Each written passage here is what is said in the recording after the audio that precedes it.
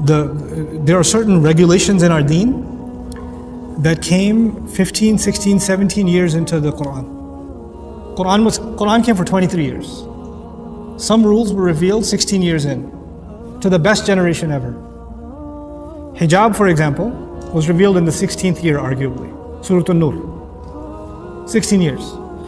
For 15 years, Aisha radiallahu anha, Khadija radiallahu ta'ala anha, Ummahatul Mu'mineen, the greatest Sahabiyat, had no regulation of what? No hijab. When they walked down the street or somebody else walked down the street, you would not know they're Muslim by their appearance. You would not know. Those were the greatest people. And those people, Allah did not, these people left their homes for Islam. These people were tortured for Islam. These people went into war for Islam. They starved for Islam. But they didn't have a hijab on yet. They didn't have it on yet.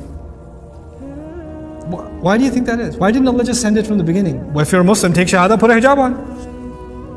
He could have done that, right? And this is the greatest generation, willing to make the most sacrifices. If they're willing to sacrifice their home, they're willing to leave, be killed, be tortured. What's a piece of cloth on your head? Reveal it in, like, after Fatiha. Be done with it. Like we do when somebody takes shahada, you need to put a hijab on now. Immediately. If you study Surah An-Nur carefully, you know what you find out? It's not easy for a woman. That's not an easy decision. Some things are easier than others. Some things take time. Allah took His time giving that revelation. We don't take our time easing somebody into things. We want it on them right away. Immediately. The hukum is the hukum, I agree. The regulation is the regulation. But study some seerah. Understand how the Quran came.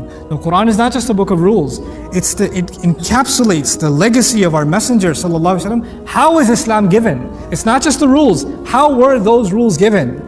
How do you put them inside somebody's heart, not just on their head?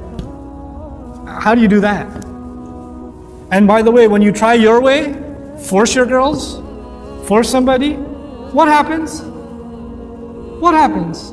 1 year, 6 months, 2 months, 2 weeks, and then they take it off and they'll never put it on again now because you forced it the first time. And it reminds them of how forced they felt the first time. So even though they say I should wear it, it just reminds me of the arguments I used to have and I feel bad and I don't want to wear it.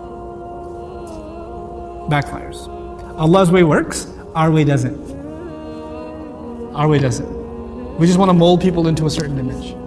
Allah changed hearts way before He changed behavior. Way before He changed behavior. This is important to understand. We're living in a time where Muslims are very far from Islam. And getting them to follow the rules of Islam is not the first priority. Getting their hearts to be reconnected to Allah is the first priority. Then when Iman comes, everything else comes. Everything falls into place. When that's not there, nothing will be there. Connect people to Allah's book.